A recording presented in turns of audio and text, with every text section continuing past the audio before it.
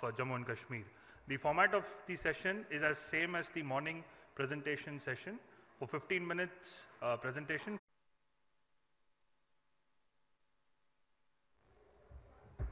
Yeah. Okay. Good afternoon. Wanted to thank, before we start, India Foundation and in particular Ram Madhav, with whom I worked 2-3 years back to put together the PDP-BJP government in J&K, which is referred to as the Enough Alliance. In the last now day and almost a day, we've been listening to a variety of views, and somewhere the issue of ethnicity, identity, nationalism is cropping up. And in fact, this is something that one has been working around in J&K and to formulate some form of an acceptable resolution of what's been an enduring problem. If there's one big issue which has faced the Indian leadership right from 1950, which has endured till today, it is the issue in J&K. And as Prasanna yesterday said while he was talking to the Chief Minister, that if there is one place where the instinct of leadership can be displayed, it is J&K. So I'd start with that and then try and see if I can make some abstractions about the issue of leadership in 21st century. So broadly, I kind of speak about the leadership in crisis, some thoughts on J&K. And I'll pick up from where the Chief Minister of J&K, Mehbooba Mufti, left yesterday with saying that the idea of India is incomplete without the idea of Kashmir. While that indeed is so, but if you were to look at the larger civil society of India, not just today, but from 47 onwards or 51 onwards, Kashmir has and continues to be a dissenting idea in the larger consciousness of the civil society of India. Now you can take one track and say, well, what this fundamentally means is that the idea of India is incomplete without dissent, but that's not what I mean here. The idea of having a state, a sovereign within a sovereign, is something that has evoked a lot of responses, some derogatory, some disparaging, some dangerous. And as I said, it's a dissenting idea. Now, if you look at what it was when it started off in 1951, briefly, very briefly, I'll give you a sense of it, because I think some bit of history has to inform our judgments and our effort to resolve these issues today. A separate constitution, a prime minister, this is 1951, a president, a national flag, residuary powers, separate state subjects, jurisdiction of Supreme Court, all control over taxes. So within a sovereign, and how we have reached today is vastly different from it. But it doesn't matter what I think of it or what the Chief Minister of J&K thinks about it in terms of the idea, but as long as the civil society of India thinks of it as a dissenting idea, we'll have problems in conceptualizing the whole thing. And it doesn't even matter what the monolithic Indian state thinks of it, as long as the civil society thinks differently. And one of the things that I noticed in the last 2-3 years,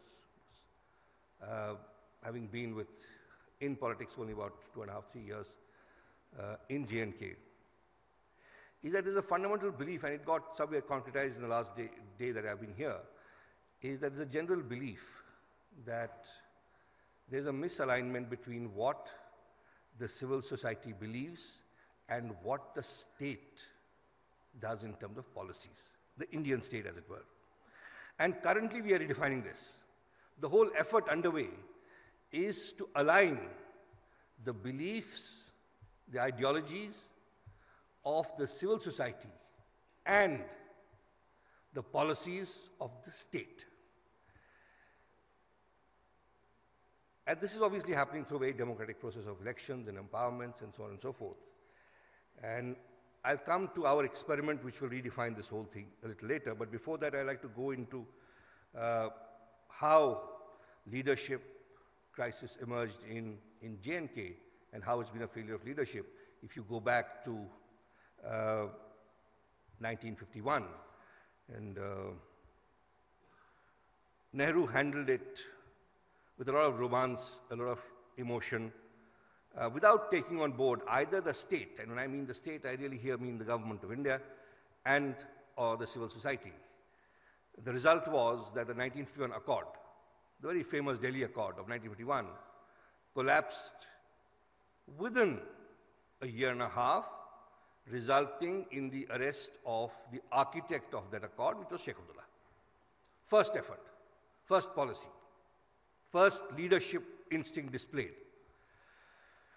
For the next 25 years, there was no leadership displayed, nothing. There was no local leadership. It was all without reference to any leadership. Somewhere, yesterday, just a diversion, somebody asked, what would have happened if Sardar Patel and not Nehru would have handled it?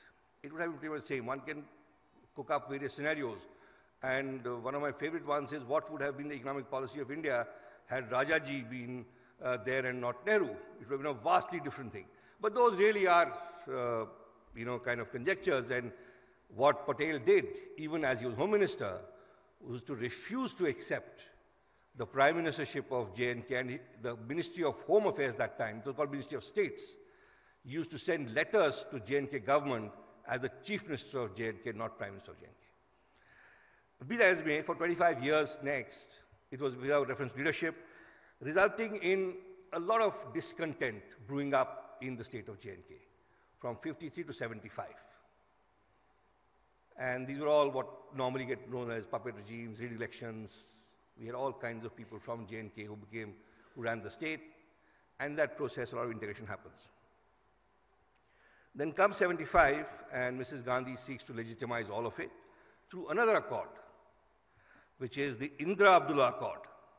It happens in 75. Again, same style, same leadership style, and the 75 Accord ends the same way as the 53 Accord ends. The assembly is dismissed and elections are called for. This is the 1975. Only about for a year and a half it lasts. We go down further, and again 1983, another landmark in our history. It again is treated in a certain personalized family manner, and an alliance is drawn up between Farooq Abdullah and Rajiv Gandhi, famously known as the Rajiv-Farooq Accord of 1983. It also ends up in dismissal of Farooq Abdullah soon thereafter. And the only thing here is, two things are very important. One, the accord happens, and within a year, either the government is dismissed or the guy is sacked, whichever way. And in all three accords and all, neither the civil society of India is on board, nor the civil society elsewhere, or the government is on board. It's purely done at very personal levels. And it's here I want to now bring in the experiment that is underway, which is 2015. Mufti Muhammad Saeed comes in, and an election is fought. By then, the BJP has an overwhelming mandate at the national level. And here is one person who was a committed nationalist all his life, but was constantly trying to engage with himself, with his people, to see if this dissenting idea can somewhere be converted into a variation which is acceptable to the country. And after being for politics for 60 years, he sets up a thing to resolve, to make it acceptable, and for anybody in J&K, for political parties also, the resistance to the idea of Kashmir as it was in 51, the dissenting idea as I call it, was the BJP. So he takes on a what I think is an extremely bold decision. The PDP was known as a soft separatist party. huge mandate in the valley. BJP got complete mandate in Jammu. There were multiple rationalities for doing this, but I can share with you, all of us contested the elections on a anti-BJP plank, and yet the moment results came in, sat for perhaps a week, 10 days, and decided that he would want to do an alliance with the BJP. And I happened to be working very closely with him at that point of time. And as Mehboob just said, all of us told him, suicidal. Please don't do it. We can't step out of our houses. We'll get lynched. And he stuck to it and said, no.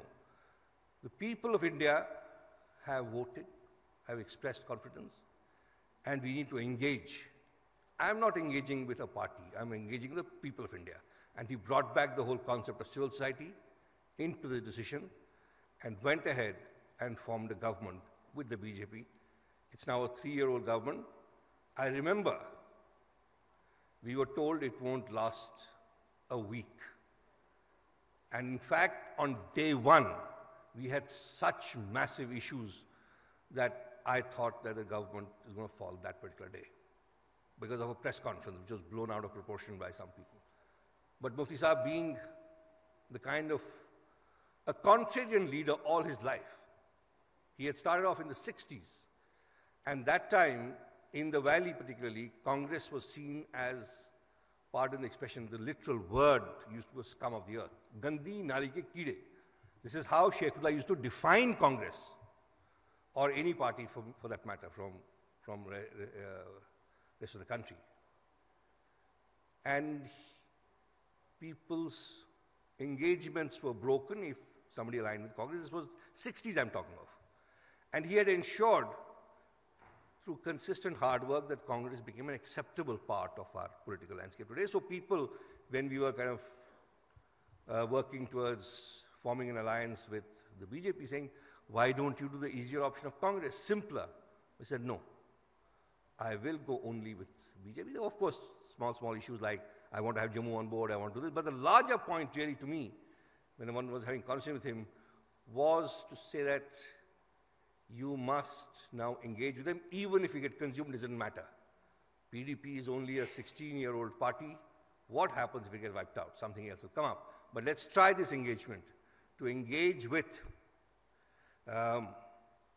BJP, form a government, and somewhere, because this party was the one that probably had the harshest views on the status of J&K, constitutionally or otherwise, and once we engage with them, once we know the realities of it, where we have come from, where we stand now, we'll probably find a solution. The alliance, as I said, 3 years, very durable as it looks. We've had absolutely no problems. In fact, I used to be economic advisor of the government of J&K when there was a PDP Congress government. I think it was far more acrimonious than this particular alliance. It's a very fragile alliance. That's true. It's a very contentious alliance. As Mufti Saab used to say, it's a North Pole, South Pole coming together. But with some degree of maturity displayed by either side, I think it's really working towards a resolution not only at the political level, but also in terms of the developmental goals of J&K. But those are not really the ones that bother most people. It is on the politics of it that most attention is focused. So it's a huge experiment which actually displays a certain leadership quality of going against the grain and trying to set a long-term experiment, setting in motion a certain process that should see, if not a resolution, but a framework for resolution emerge in the state. And that would have probably resolved one of the most contentious issues facing the Indian nation state. And when I look back at 3 years, what worries me is not what is happening politically or what's happening in terms of the economy. What really worries me is what is happening socially in the valley. I think that's my tie-in into the thing that's being discussed and debated here. Rahul, I think, referred to the lynching of a policeman, Ayub Pandit.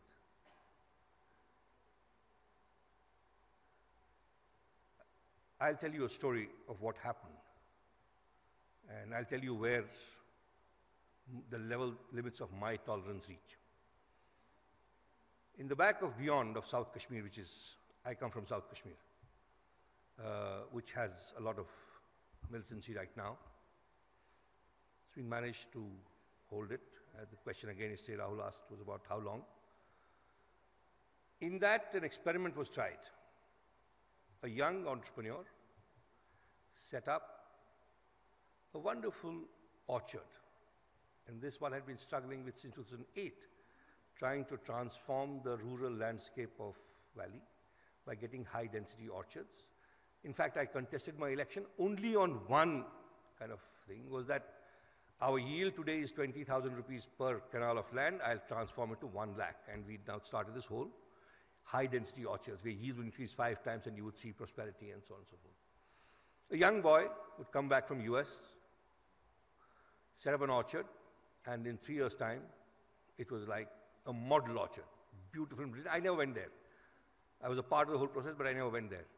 At some point, the chief minister went, Mufti Sahib, and it got a bit of profile.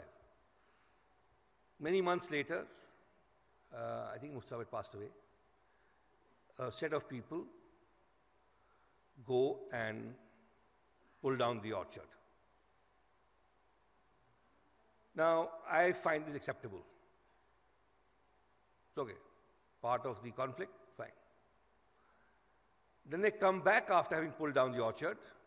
These people come back and burn the trees. Burn the pull-down trees. They pulled out. This also I find acceptable, part of the conflict. One has been desensitized, dehumanized, whatever. I've lived there. Then something more happens. They come back a third time to eat the apples of the pulled-down, burnt trees. That I can't accept now. A policeman is shot somewhere in Shopian, and so are 2 other militants, and their bodies are lying on the road. And a bunch of 10-year-old kids come and start pelting on the bodies. That I can't accept. I think the real challenge of leadership in Kashmir and also in the rest of the country. Most of you must have seen a video of a man hacking a guy and then doing a piece to camera saying, I've killed him for whatever and this will happen to you. That's the core issue that needs to be addressed. I think it's not about leadership in terms of political leadership or economic leadership. I think going forward, the real core issue that will have to be addressed by leadership at all levels would be the social leadership in the country. Because I think what has happened is, for whatever reasons, we can do an academic dialogue, debate on all this, somewhere the society has undergone a change, which I see very starkly in J&K, which I see very starkly in Kashmir, the young kids.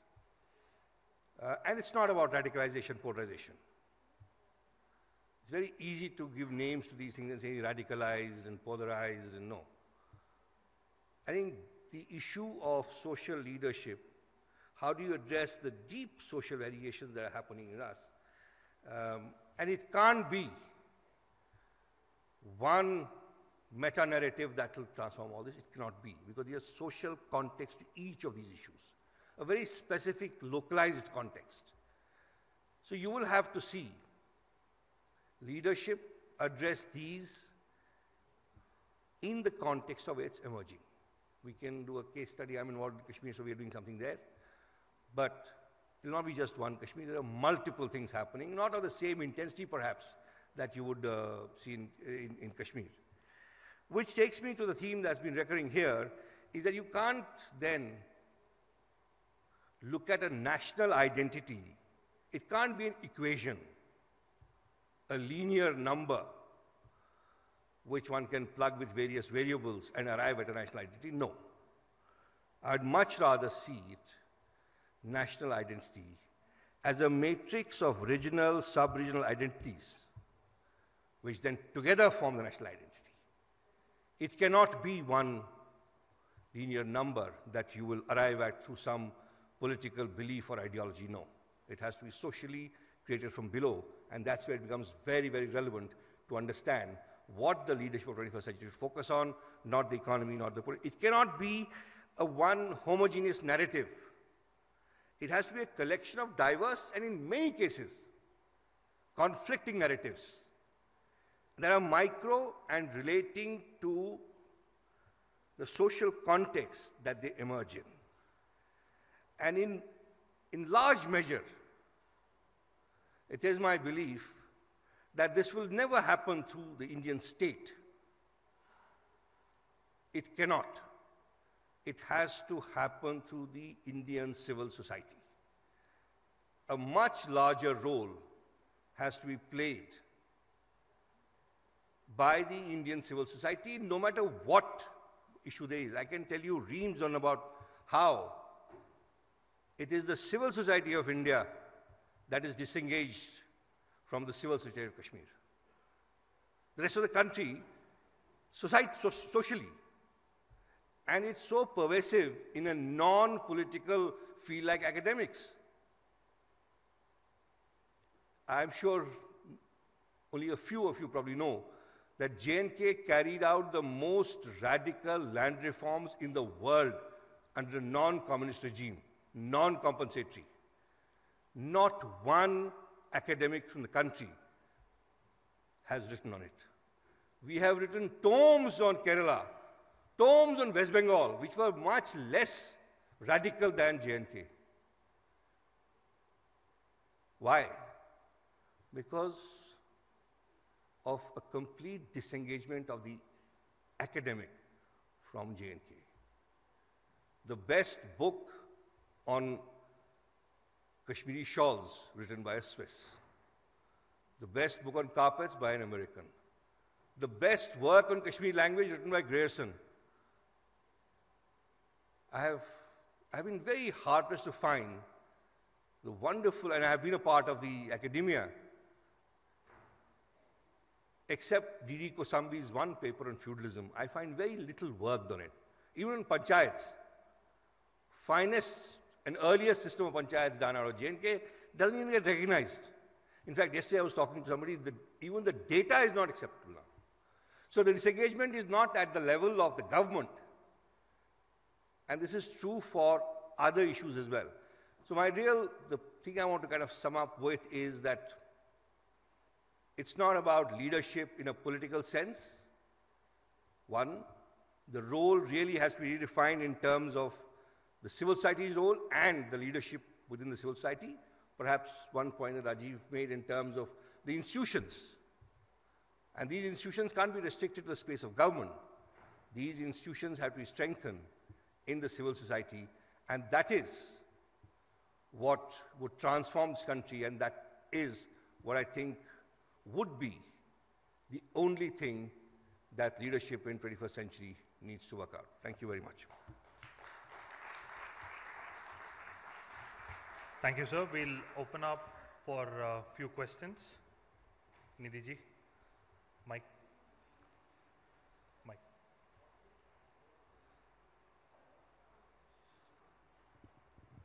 Go ahead.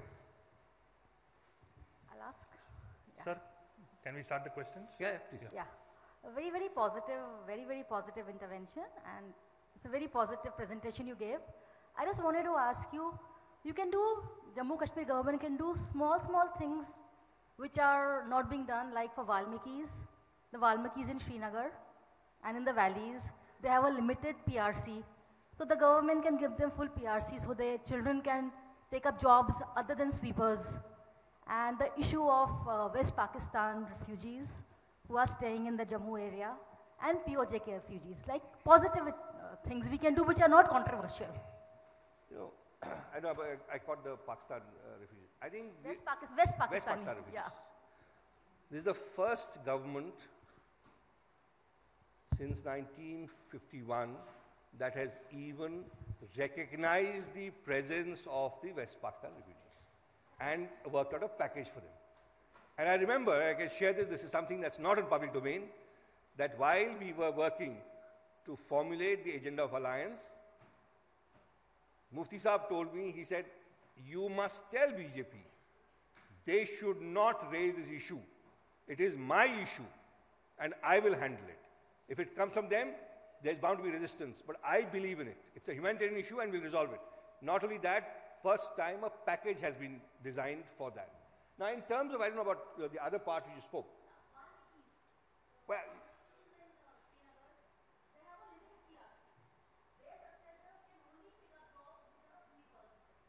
Mike.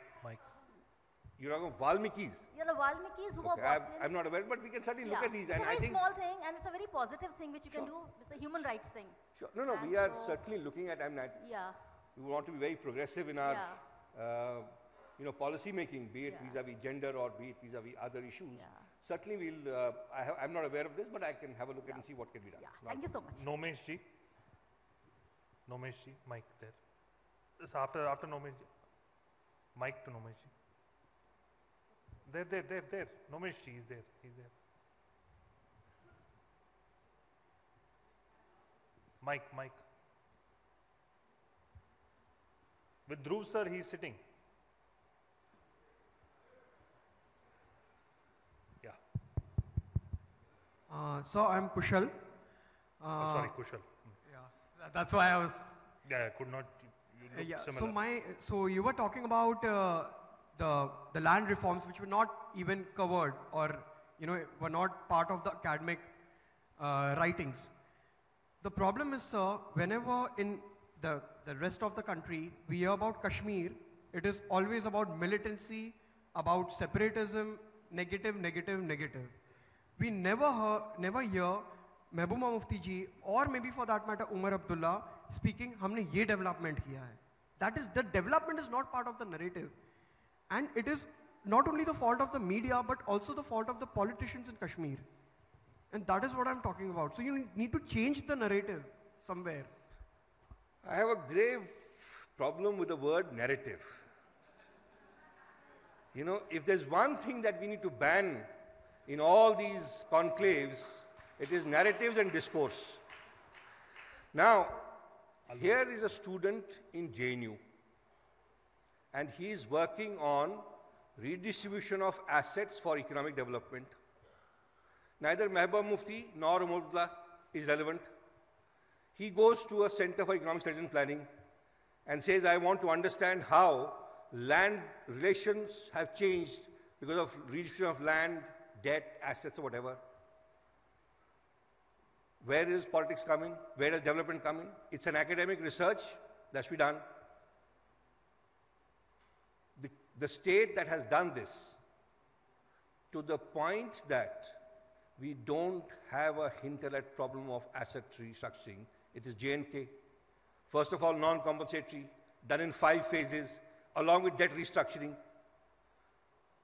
And we created a class of agriculturists. Today, the landless to total ratio is virtually 0. Do you realize that the poverty in J&K is today only 4% as per Planning Commission? Lowest. State government will have its quibble, no, it's not 4, it's 20, it's 10, whatever, but as per the norm, because of land reforms in J&K done for 48 onwards. Where does politics come in this? The academia should look at the best state and try and do it. Same with Panchayati Raj. We had an excellent experiment on it. Forget these are at least there's the political economy of land reforms.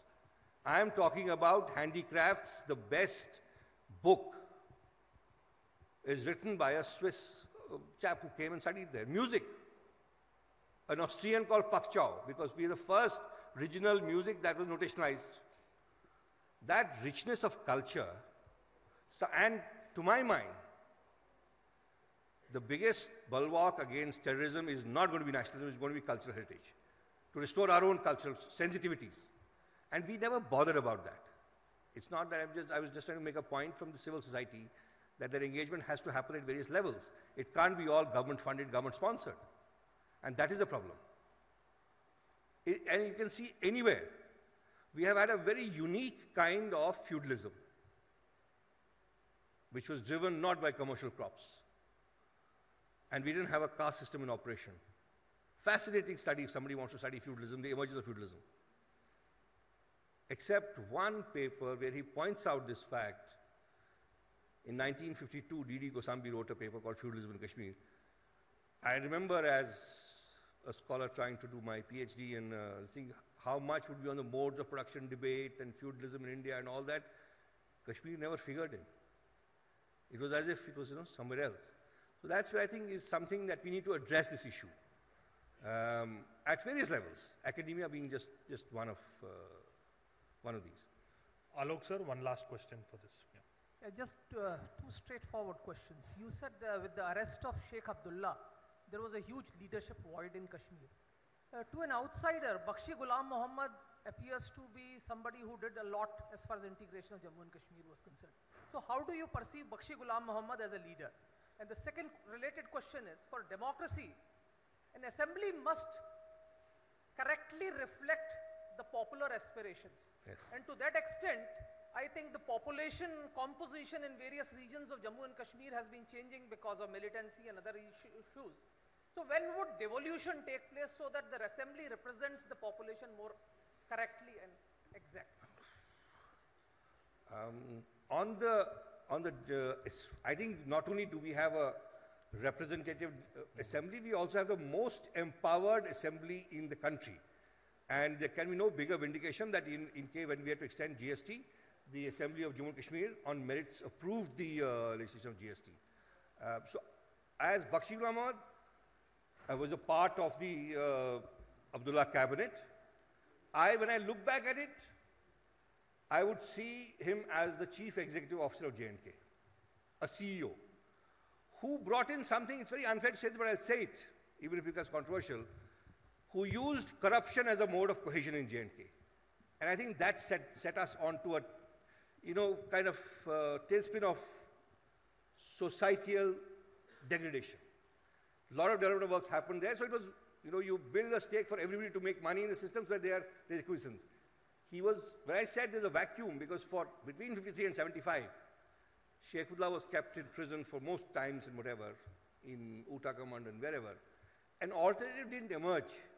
We had this sequence of chief ministers, yet not a leader of any great eminence. Mufti Saab emerged later, but he was not a mass leader. He was somebody who was committed to a certain thing, and till his death, he was committed to the idea of India and see how it can be factored in and how we can resolve the problem. In terms of regions, I don't see a problem today. I don't think there has been any demographic change, which you are hinting at, that there has been because of militancy.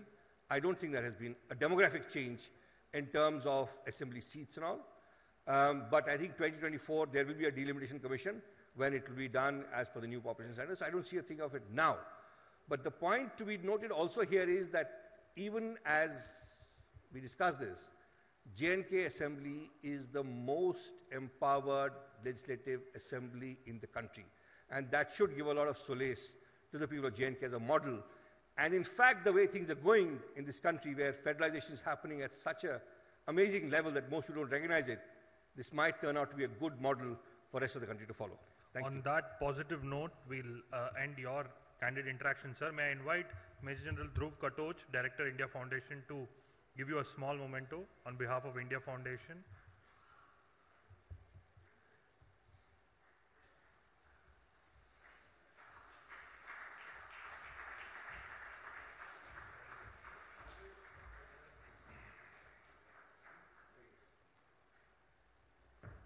Thank you, sir.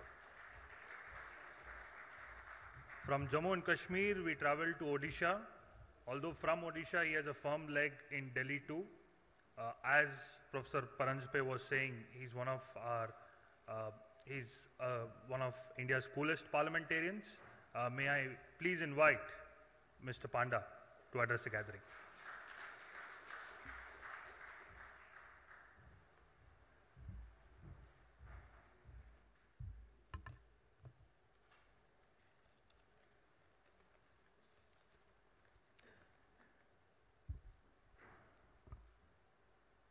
Namaskar.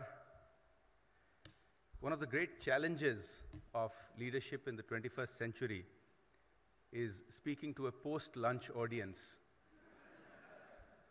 especially after they've had a sumptuous meal and, moreover, are sitting just meters away from one of the most beautiful beaches in the world.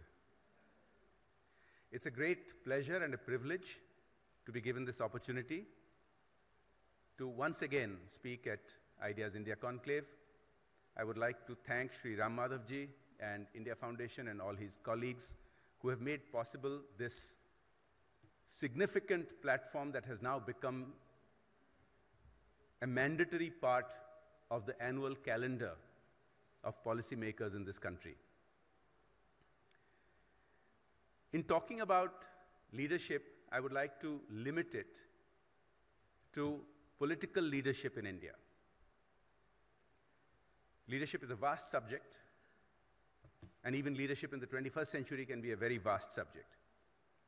But when we look at the world's largest democracy, I think it provides us lessons and examples that are important for a fifth of humanity and thus for the world as a whole. But even 7 decades after the world's biggest ever democracy was created, we have, I believe, a democracy that is still a work in progress. It is a real democracy. We have real elections. We have changes of government. But as some people have written, between elections, we need more work.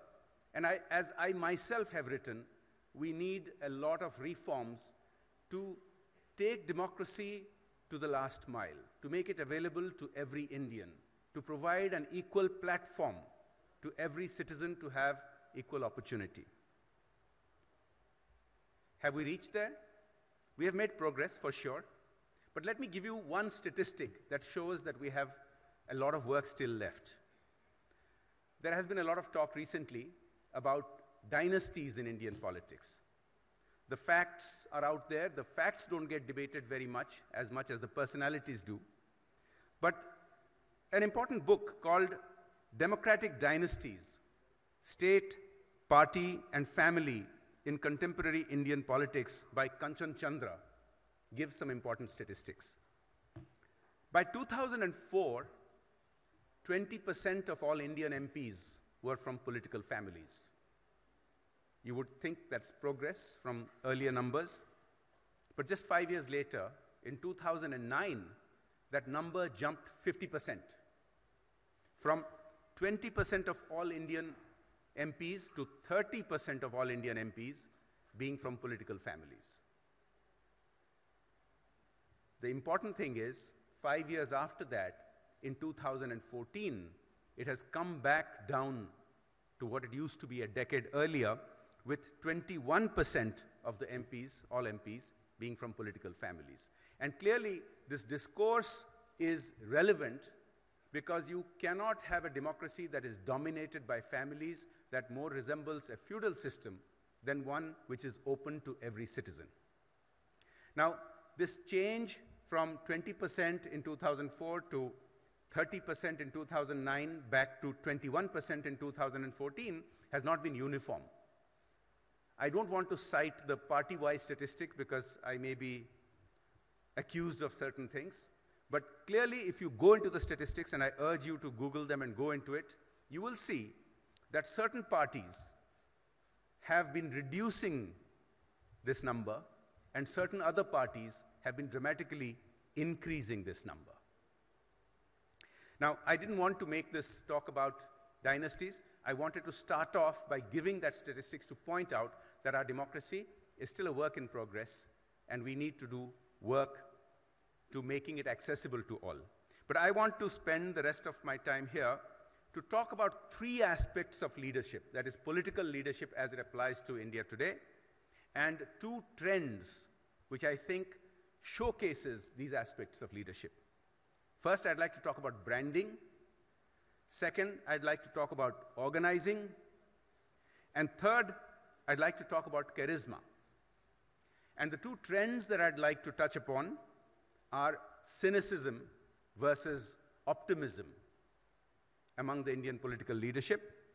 And the final point, the other trend that I want to talk about, is the transition from the argumentative Indian to the decisive Indian.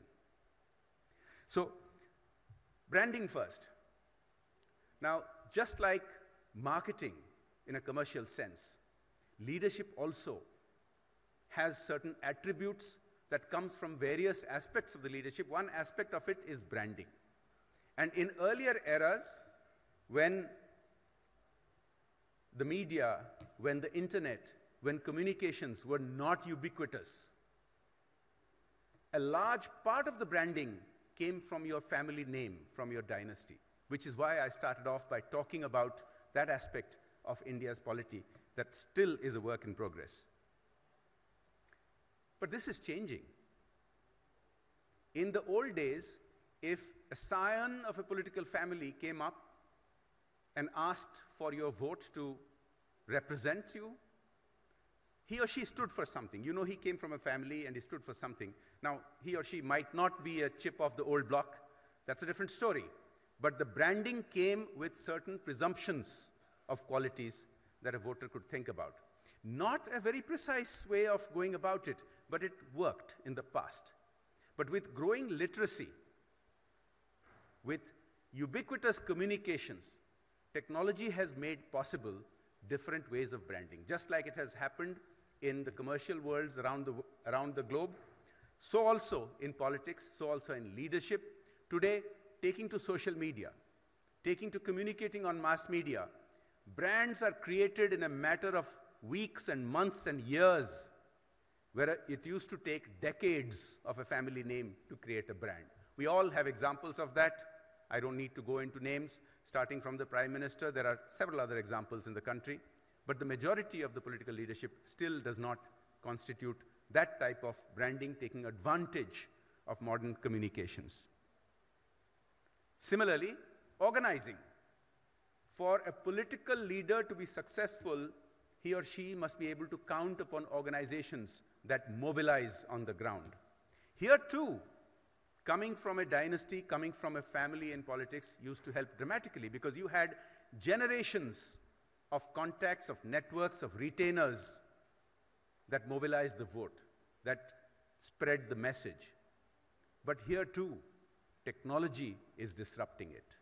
Here too, it is possible today with modern communications, it is possible today with modern techniques to create those organizations on the ground. You're beginning to see that again with the use of social media to organize political campaigns on the ground.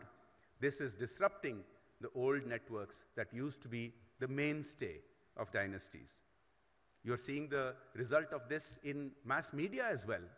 Today, leaders have available to them, again through social media and other modern communications techniques, to bypass the arbiters who used to decide what the public should hear, what the public should consume, what indeed the public should believe. Today, the public doesn't need those arbiters. The public today is directly connected through the millions of Twitter followers, through the millions of Facebook followers, through the millions, tens of millions on WhatsApp groups that leaders can communicate to directly. This is changing the dynamic of leadership in a very tangible way, the results of which we have already begun to see just in the last few years. Charisma is nevertheless, the third point that I'm talking about, is nevertheless extremely important.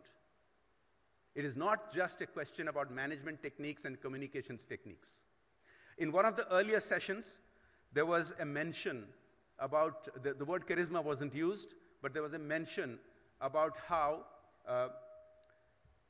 there is a difference in the kind of leadership that we have in India and in Asian countries compared to some other Asian countries and other countries in the world where people huddle together and charisma is not the main issue.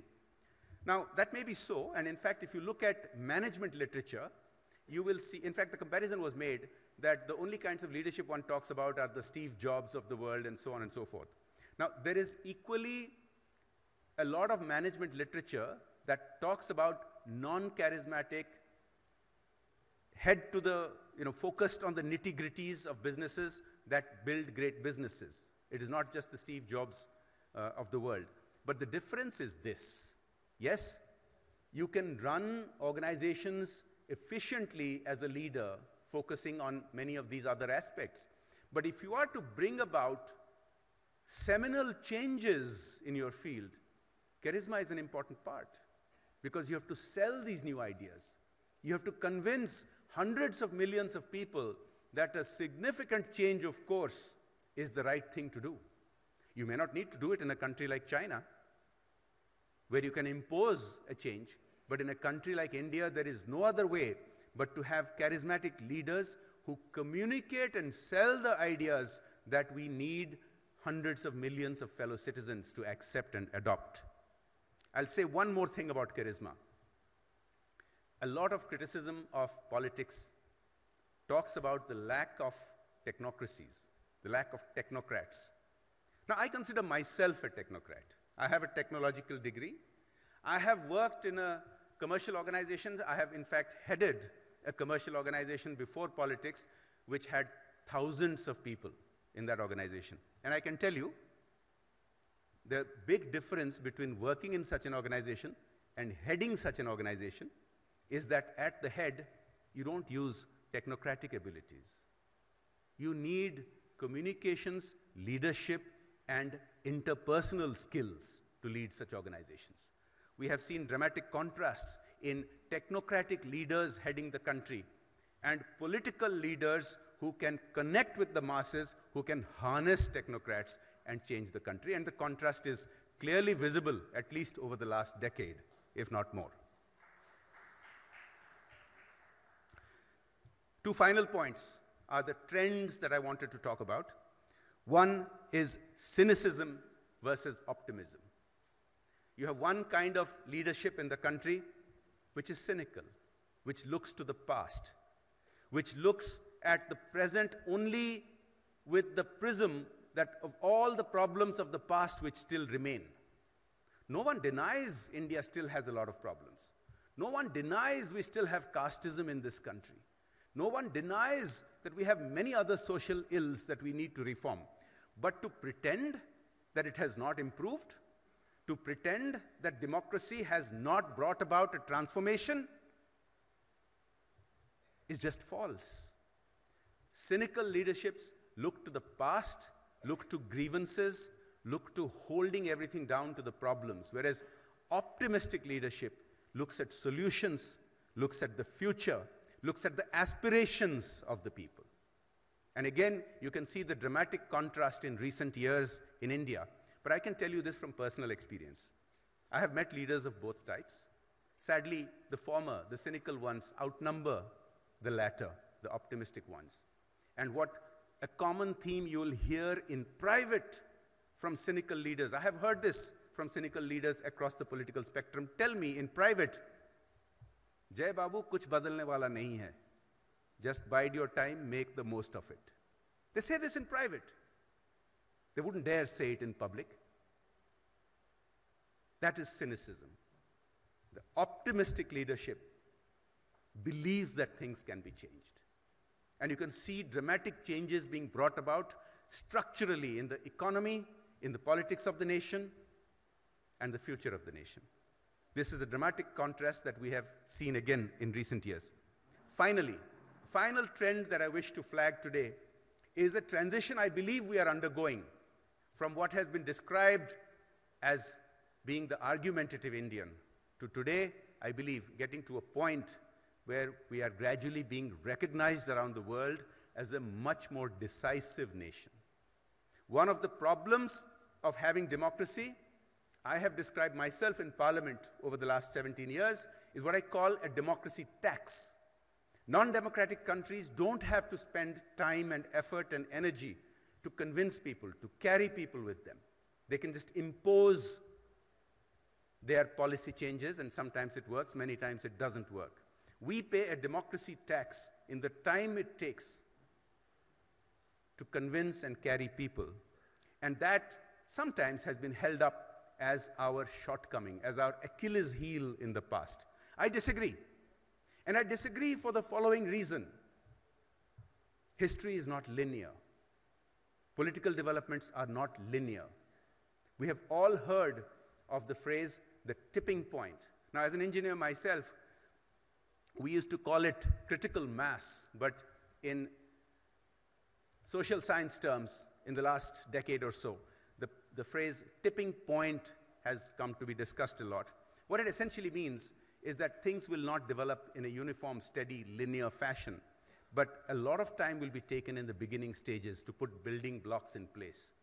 And once those building blocks are in place, you have this dramatic turnaround, and the growth is not extrapolated from the past to the future, but a dramatically higher trajectory.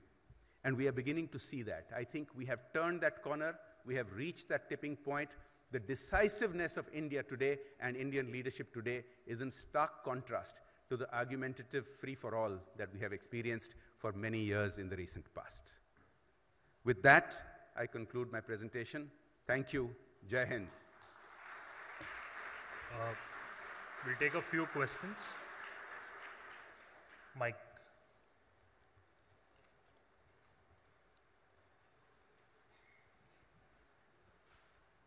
So my question to you is, regarding the development and all is on one side that we are talking continuously, it's good. But one question that parallelly has to be controlled is a law and order.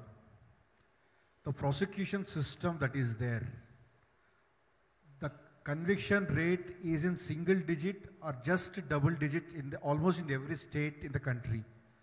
So what these politicians and others are doing regarding the improvisation of this conviction rate and strengthening the prosecution system in the country. Thank you. Very important point. I would like to point out that today is the 5th anniversary of the tragic, brutal Nirbhaya case, which highlighted one of the failures of our law and order in the country. I have for many years been asking for various kinds of reforms. If you check out my writings and op-eds, you will see, besides parliamentary reform, I have argued very hard for judicial and prosecutorial reforms. I have argued for fast-track courts for 2 categories. One is crimes against women, and the other one is criminal cases involving politicians and elected leaders. Now, you have different arguments. Some people say that all cases should be treated uniformly, the entire judicial system needs to be improved, speeded up. Of course, that is true, but there is no binding bar on speeding up certain kinds of cases which will have a dramatic cascading positive effect on the country. It is a fantastic development only recently that the government has announced the institution of fast-track courts to deal with criminal cases against elected officials. This is fantastic for the following reason. It will have a dramatic effect in creating space for the kind of politician that we really ought to have represent us. Those who don't believe that indulging in criminal activities is de rigueur, it's the norm in politics. Now, setting up fast-track courts for crimes against women, I believe is important because 50% of our population still has safety and security issues that are highlighted by such tragic anniversaries as today that I just mentioned. And I believe it would have a dramatic effect on improving law and order as a whole if we can improve law and order for women. I agree with you, it can't be just fast-track courts. We have to change prosecutorial systems, and I have written extensively about this, so I endorse what you're saying. So one, just continuation, this judicial aspect is overshadowing the prosecution system, whereas prosecution system is an independent one. And I being the National Vice President of All India Prosecutors Association, I understand if whenever we take up this prosecution system, either it goes to the law and order, the police system they talk, or they talk about the judiciary, but both have nothing to do. The prosecution system has to be independent, like in any other developed country, so that they can do something. So my aspect is only about prosecutors and the prosecution system, that's it. Where the conviction rate, they are responsible who can get it to higher. One small clarification I would like to give you is, when CBI, the same prosecutors does, the conviction rate goes up to 80%. When CBCID does it, it goes up to 60%. When it comes to the local law and order, it ends at single digit. Regarding that, the policy framework I am asking. Thank you. Okay. The reality is that we need reforms in all of these sectors, in the judiciary, in the police, and you are absolutely right, separately from these two, independently. The prosecutorial system, which must be independent, again, I have endorsed this.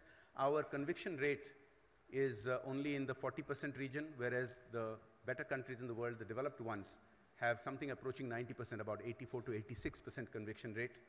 And I endorse what you're saying. If you Google my articles, you'll see one 2 months ago where I've written exactly what you've said. One final question, the last person. Yes, Mike.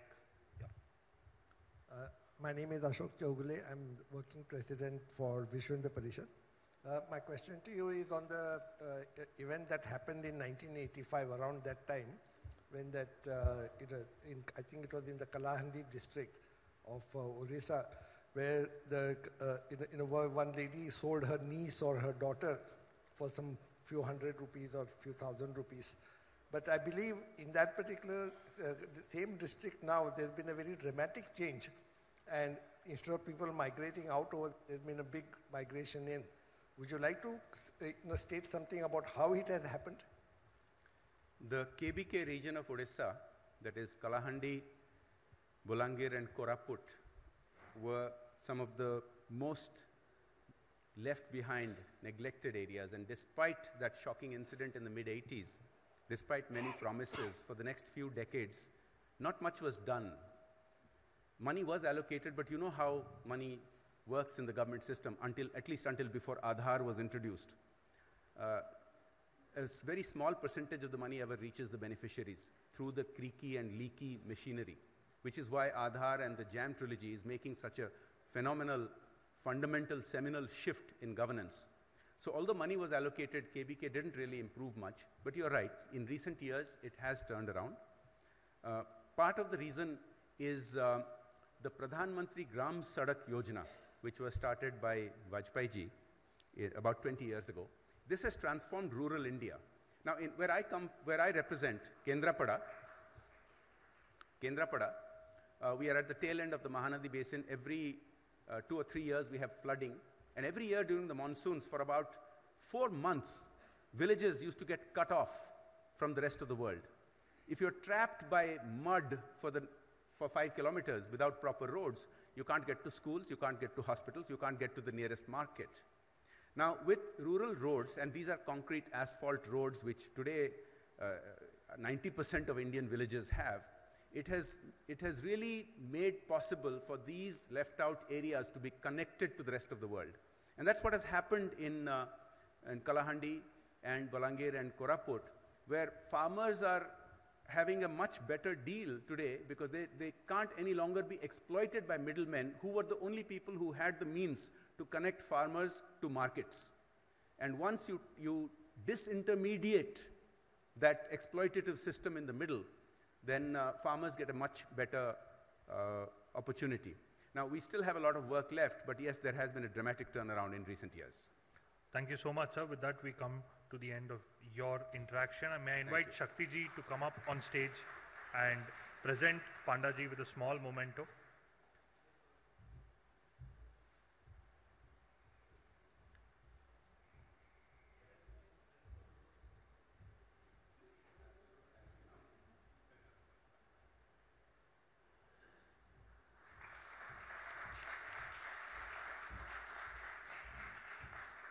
Thank you, sir. Our final speaker for this session, Shri Jayant Sinha ji, Honorable MOS Civil Aviation and Director India Foundation. May I invite Jayant ji to make his remarks, please.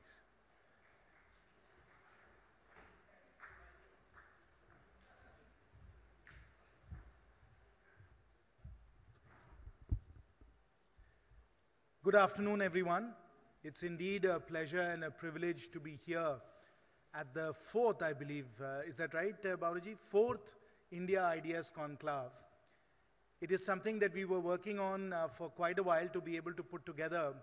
And when we were thinking of doing an India Ideas Conclave, we all agreed that the best place for it would be Goa. And since I'm just coming from foggy Delhi and I've landed in very pleasant Goa and I've driven to the hotel, I must say that was one of the best decisions we have made.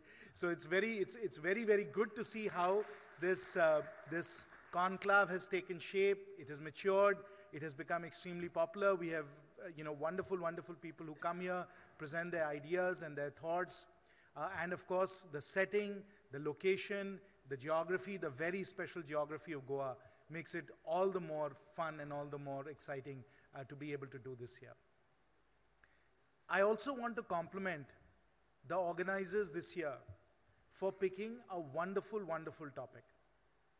Leadership in the 21st century. It's an open-ended topic. You can interpret it and talk about it in many different ways. There are many dimensions of leadership. There are many ways of expressing the 21st century. So when I thought about what I could speak on this topic, I recognized that it gave me a very broad canvas to speak on. But rather than making it very, very expansive in how I address the topic, I thought I would narrow it down. I would narrow it down. And what I want to talk about today, ladies and gentlemen, is how does India achieve economic leadership in the 21st century? So I'm trying to narrow it down to India. Leadership could be for anybody from any organization, but I'm talking about India, the country, and I'm talking about how we can thrive and prosper and flourish and lead as an economy. How can India achieve economic leadership in the 21st century? How do we build a new India, which is what we are embarked on, as the Honorable Prime Minister has said. We embarked on this quest to build this new India. How do we build this new India so that it achieves economic leadership? And ladies and gentlemen, I have a strong view on that. I have a strong belief on how we are going to do it. I fervently believe that if we are going to achieve leadership in the 21st century, if we are going to build the new India of our dreams, we have to build it through innovative, entrepreneurial, large-scale companies. We have to create our own Googles and Facebooks and Alibabas and Tencents. And I was just at the TICON conference yesterday, and I asked the entrepreneurs there to dream big. We talk about unicorns. We talk about unicorns. A unicorn, ladies and gentlemen, is a company with a market capitalization of $1 billion. But I said we should not be satisfied with talking about unicorns with a market capitalization of $1 billion. We should talk about super unicorns which have a market capitalization of $10 billion. But we should not even be satisfied with the idea of super unicorns. We should really ask ourselves how we can build mega unicorns. Unicorns that have a market capitalization of $100 billion. Because if we build companies of that scale, scope, and size, friends, that's how we will achieve economic leadership. That's how we will create economic opportunities for all of our people, because we've got to build these platform companies, these very large-scale companies that can power entire sectors forward, that can create millions and millions of jobs and really drive our GDP from $2.25 trillion to $5 trillion. And unless we build companies of that scale and scope, we are never going to achieve that leadership. We are never going to grow as quickly as we need to. Now, when I start talking about $100 billion market cap companies, I'm sure all of you will be very skeptical. You should be. Of course you should be skeptical. It's hard enough to get to $1 billion. Harder still to get to $10 billion. But is it even reasonable to talk about $100 billion market cap companies? Our economy is doing it. Can India do it? I think that's a very good set of questions. The answer, ladies and gentlemen, is yes, absolutely. And I want to point towards the success of the Indian IT services and BPO industry. Today, if you look at the total market capitalization of the IT services BPO company, it is $250 billion. And we have one company, TCS, that has a market cap of $70 to $75 billion.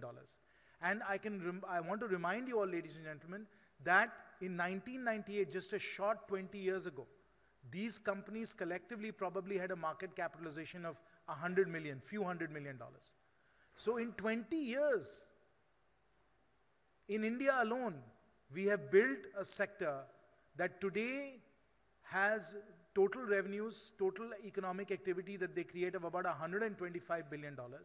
employs over 4 million people, and has created market capitalization of $250 billion, of which TCS alone is about $70 to $75 billion. We have done it. We have built such a sector, and those of us that have watched the economy evolve from a $500 billion economy about 20 years ago to a $2.25 trillion economy know how important the IT services BPO industry has been for the growth and development of India. And now going forward, we don't need just one such sector, we need 5, 10 such sectors. We need large scale companies like TCS to get created, many of those to get created, so we can make our economy genuinely a leader of the 21st century. That's what we need to do. That is my hypothesis. That is my fervent belief. So if we have done it before in India, and certainly I can tell you that of course in the US right now we have what's called the FANG, Facebook, Apple, Amazon, Netflix, Google, that are all worth $400, $500 billion in market cap. If we are seeing it happen in the US, if we are seeing it happen in China with Alibaba and Tencent, and we've seen it happen before in India with IT services, it's entirely doable. It's entirely feasible. So we can do it. Now, how do we do it in a way that really focuses on India?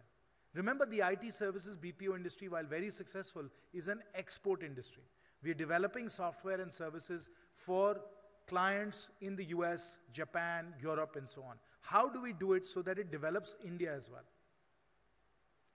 And the way to do it, the way our entrepreneurs and innovators are in fact starting to do it today, ladies and gentlemen, is to solve India's problems. We have to solve India's problems. And when we solve India's problems, we will solve the world's problems as well. And so I ask, and I always say to our entrepreneurs and innovators, don't solve the problems. Don't solve the problems of Pike Place in Seattle. Don't solve the problems of Union Square in San Francisco.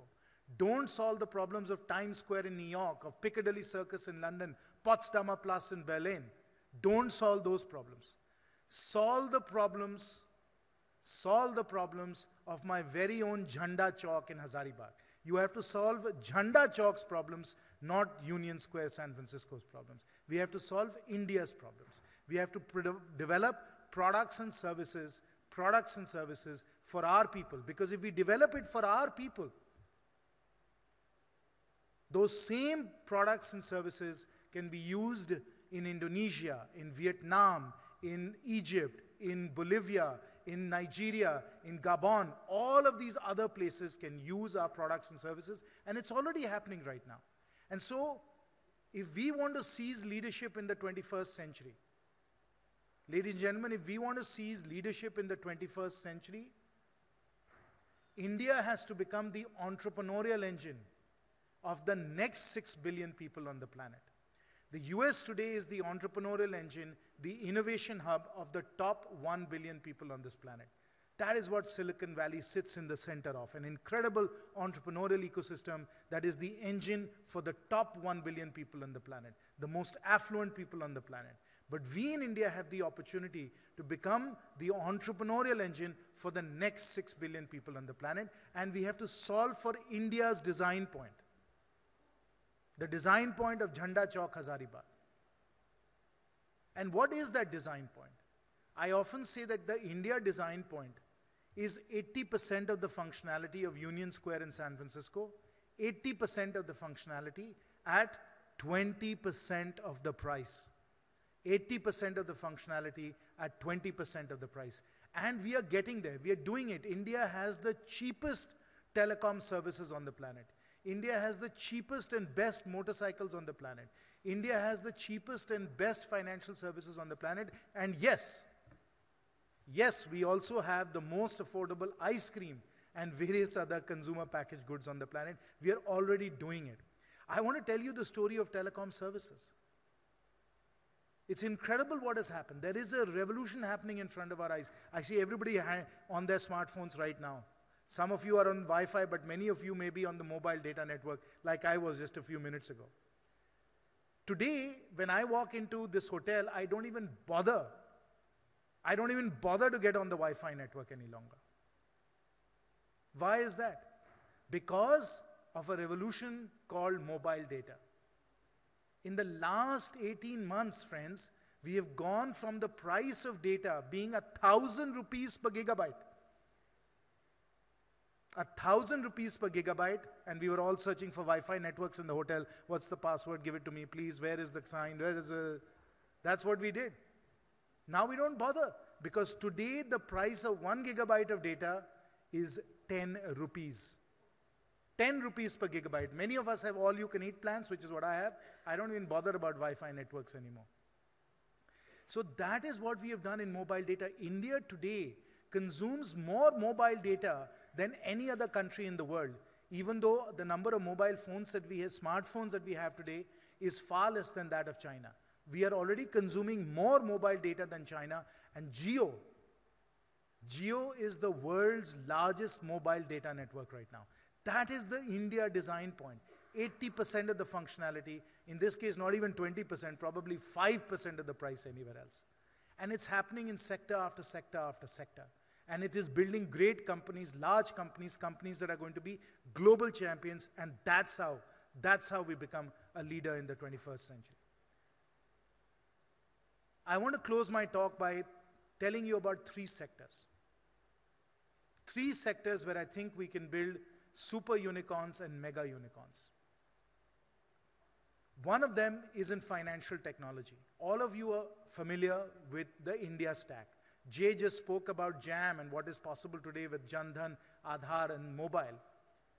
But the India stack is a fabulous set of technology protocols that have been put together by the team that worked on Aadhaar, which enables us to develop financial technology and services that are unimaginable anywhere else in the world because of the kind of protocols and the kinds of technical standards that we have established already. The government just yesterday waived all transaction charges on UPI and Bheem and other transactions less than 2,000 rupees. Right, Rajiv? Isn't that 2,000 rupees? Imagine, it'll be free to do digital transactions. Free to do digital transactions on the India stack. Can you imagine the kinds of companies that we can build on that technology layer? And by the way, with companies like Paytm and so on, it's already beginning to happen. A company like Paytm or others that are MobiKwik and so on, that are in financial technology, could be super unicorns, mega unicorns. They could revolutionize the way in which we do credit. There's a whole platform that is called flow-based credit as opposed to asset-based lending. So flow-based credit, these are the kinds of innovations that are possible that will enable us to build really large companies in financial technology. And we'll be solving India's problems. Second sector that I think is going to be very exciting is electric vehicles, particularly two-wheelers. India is already the world's largest manufacturer of two-wheelers, and I think we will build large platform companies for electric two-wheelers and four-wheelers at a price point nobody else in the world can match. And finally, the third area where I think we can build very large platform companies, companies that can be very large and scale up and operate around the world, is in drones. What is possible today with drone technology is astonishing. Astonishing. I have coined this term where I say, let's go out and build an air rickshaw. Let's go out and build an air rickshaw. And from an engineering point of view, I think it's possible for us to be able to hit the 4 or 5 rupees per kilometer with an air rickshaw that today it costs you on an auto rickshaw. So we can have air rickshaws that will compete with auto rickshaws in the next 10 or 15 or 20 years. And if we can solve that, friends, and I'll close with this, if we can solve that, we will absolutely solve India's traffic problems, India's problems with traffic jams, where instead of coming up with expensive metros and so on, we will just go vertical with air rickshaws, and that's the kind of innovation we need. Those are the kinds of companies we need to build. If we do that, we will solve India's problems and the world's problems and achieve leadership in the 21st century. Thank you very, very much.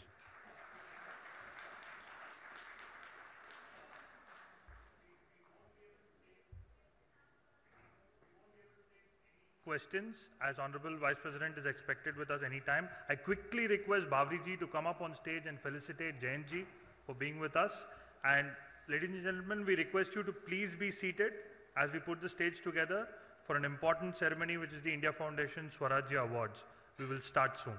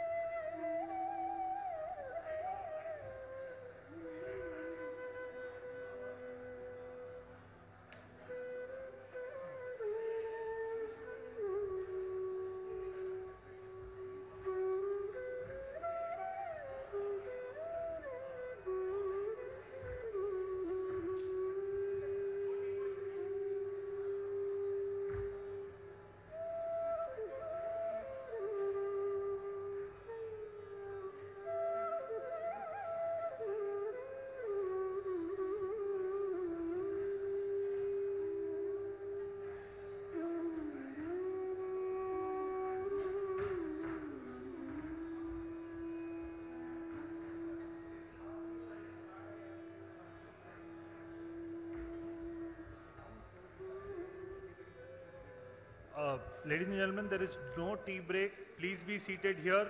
We are starting in few minutes. Honorable Vice President is expected anytime. Thank you.